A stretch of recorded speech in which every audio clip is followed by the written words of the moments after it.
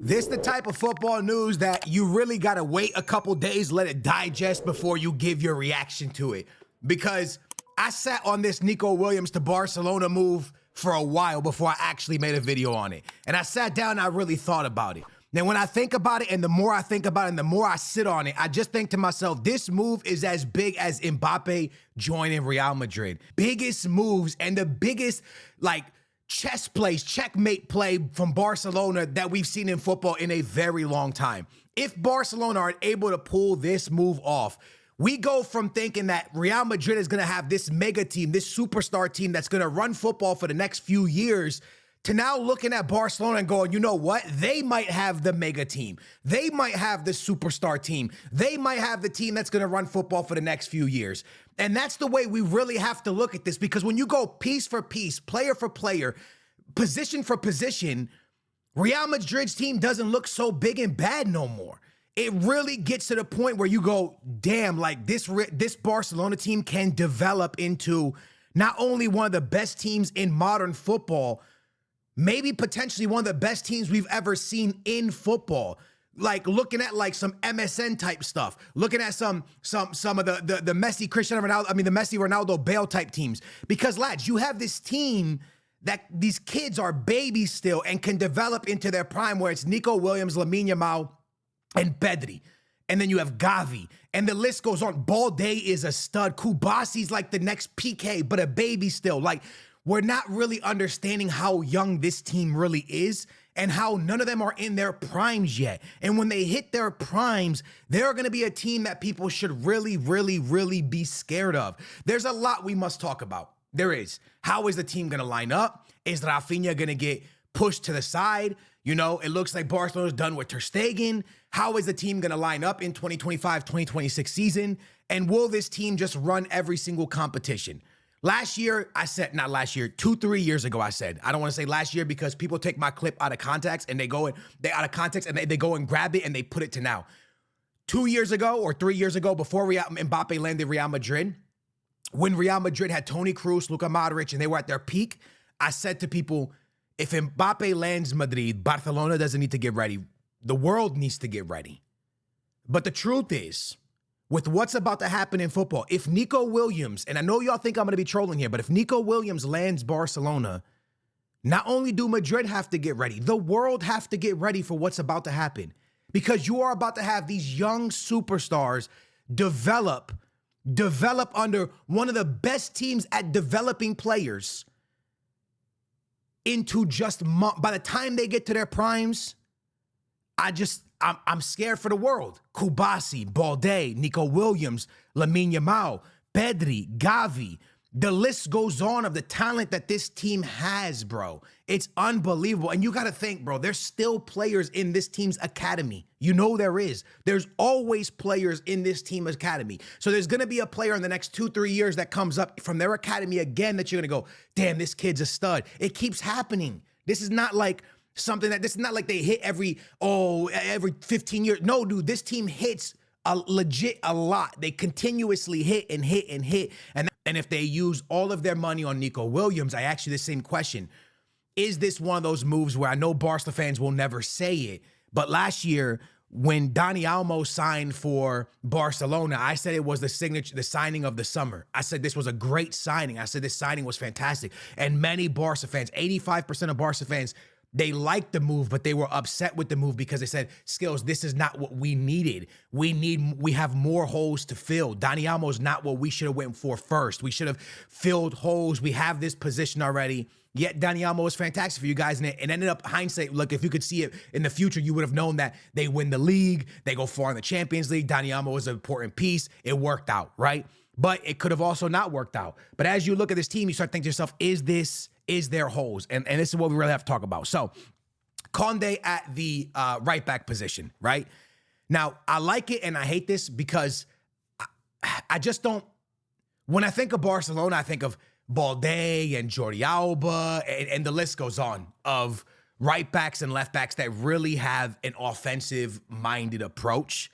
And I do love Conde. I think Conde all around is just an outstanding player, but is he one of the best right backs out there? Is he one of the most like like is he a Hakimi or a Nuno Mendes or you know what I mean, or Alex Grimaldo, a Frimpong? Is he these type of a players, or is he more of a defensive? Because he's a center back first. So I would love to know how you guys feel, if you guys still think that maybe one day they should go out there and get a right back that I mean, Lamine Yamal and Konde on the same side overlapping each other, or Lamine Yamal and a right back that's like real aggressive offensively overlapping each other, or are you guys happy with this move? I would love to hear that from you guys. Then you have Martinez inside, fantastic center back. Kubasi, fantastic. Balde, fantastic. Look, this back line for me is awesome. It really is. Konde is the only thing that really is a couple question marks for me. But truly, it's a fantastic back line. Could it be better? It could have more experience. Yeah, it could have more experience. And when I say that like this. Balde's very young. Kubasi's very young. And then you have Konde, who is, when you think about not young, but young to this position, right? He's adapted to this position. It's not his main position. So when you think about it like that, when you think about him adapting to the position, it's not the most experienced there. So you have Kubasi, who's not really experienced yet, Balde, who's not really experienced yet, and Konde, who's not so much experienced in that position fully yet. When you have all that and you keep that in mind, okay, maybe the back line could be a little bit stronger. That's true. It is, but it's a fantastic back line. It's an awesome back line. It's a phenomenal back line. Remember that this Benfica put 4 goals against this team. And the reason I brought up Benfica is because, it's Barcelona, right? When I watch Benfica games against Barcelona's or Bayern's or Real Madrid's, Benfica usually puts up a goal or two, right? But to put up 4 goals against Barcelona is crazy. To see how many goals that Inter put up against Barcelona was crazy. So this back line did suffer a lot of goals. So it's something to really think about. But at the same time, would you rather upgrade the back line or get Nico Williams? Obviously, as a football fan, I say Nico Williams. But, there could be upgrades there. Also, it looks like they're going to pick up a brand new goalkeeper, a Spanish goalkeeper coming in. Looks like they're going to go away from Ter Stegen from what it looks like. So maybe it's him and Szczesny competing, or maybe him and Ter Stegen. I'm not sure how that's going to look right now. But a lot of Barca fans are very excited for Ter Stegen to leave. I know that sounds kind of crazy, but it is. A lot of Barca fans are excited for him to leave. So it looks like there'll be a new goalkeeper in goal. The back 4 will be what we saw last year. And then you have Pedri and De Jong, and then you have Gavi backing those guys up. Personally, I love it. I think this midfield is so great. I think this midfield is phenomenal. I love De Jong at Barcelona. I always said that Barcelona should have moved De Jong because he was at the time when they were going through serious financial issues and it was going to be hard to build a team. I always thought that De Jong would have been the piece to leave because they got so much money for him. They stuck with it. They stuck with him. They stuck through it. And because of Lamine Yamal's success, Rafinha's success, they were able to go far in the Champions League, win the league, and that money starts to flow in big time, right? You get a lot of money for going how far they went in the Champions League. You get a lot of money for winning the league. So, winning fixes everything. Winning solves a lot of problems. And a lot of problems got solved this year with Barcelona, with Flick, right? So then it looks like it's going to be Nico Williams, Lamine Yamal, and Rafinha gets pushed into the middle. Now, this is what we see as predicting their squad, and then Lewandowski at striker. Can Rafinha actually play that down the middle role correctly? Is this role going to help him, benefit him? Is it going to have him get more stats? Is it going to have him be more effective than what he was the season that just passed? Obviously, all of us as football fans want to go, nah, man, he'll be fine, dude. He's going to go crazy there. He's going to be insane there. Changing positions is very difficult. If you don't believe me, look at what Mbappe did, changing from left wing to striker. I know he put up the numbers, but we all know that Mbappe's scarier on the left wing than the striker position. It was very hard for him to adapt. Now, I do think that I don't want to say Flick is a better manager than Ancelotti. I would never say that. But I do think Flick is better tactically. I think Ancelotti has like a swag about him that he can get the best out of players. And it's not really a tactic thing. He just knows how to get the best out of players. Is he good tactically? Yes. But I wouldn't say I wouldn't like tactical managers. I think of Guardiola, Mourinho, you know what I mean? I just think Ancelotti has a way of winning, an Italian way of winning, just a really, you know what I mean? It's just a really good manager. So Flick, I think, tactically might be able to get this to work. But then Nico Williams, because I think Nico Williams, you need a lot to go right. You need Nico Williams, obviously, to continue to develop into the player he's going to be, which is going to be phenomenal. You need Lamine Yamal to keep developing to the player he's going to be.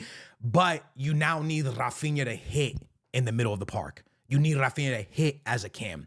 And if Rafinha hits as a cam, then it was a win-win situation. But if he doesn't hit as a cam, now all of a sudden you're going to lose the value in Rafinha that you would have got crazy money for him this summer because of the season he just had. You're going to lose value in him. And now you got to potentially go find another player for that position or for the striker position, but with less money out of Rafinha. So there's a lot of goods and a lot of bads to this Nico Williams. And I know Barcelona fans, I'm being real with you. I want you to just hear me out. I'm not trying to cause problem. Listen, I want Nico there too. But I'm just saying, looking at it, you know, playing it both sides, getting a legit upcoming striker like a Julian Alvarez, not upcoming, he's pretty built out, but I don't even know if Atletico would dish him to Barca.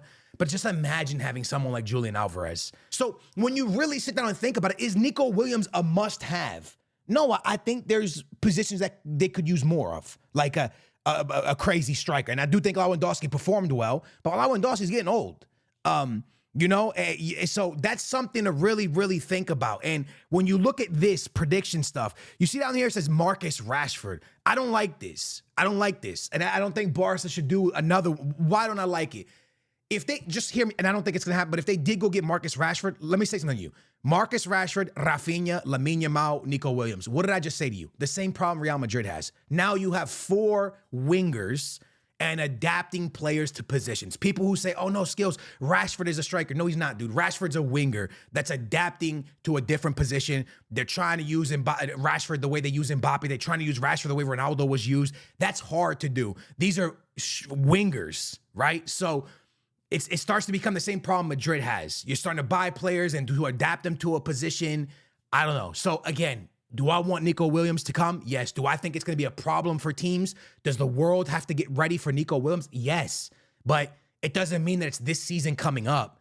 It means that 3, 4, 5 years from now, when this team develops into the players that they're going to be, when Lamine Yamal gets to his big form, when Nico Williams gets to his big form, when these players get to their primes, that's when we're going to go, damn, like this really, really panned out and this worked. For the future, this Nico Williams move is amazing because by the time he goes into his prime, Rafinha might not be there no more. Now, all of a sudden, you got Nico Williams in their prime, Lamine Yamal in their prime. You probably pick up a striker or make a striker from your academy at this point, and we're looking at something serious. So the future in 4 to 5 years, looking at Lamine Yamal and Nico Williams going up against Vinicius Jr., Mbappe, and Jude Bellingham, it's exciting. Let me know what you guys think in the comments down below. Those are my honest thoughts on Barcelona signing Nico Williams. I hope you guys enjoyed it. I love you guys.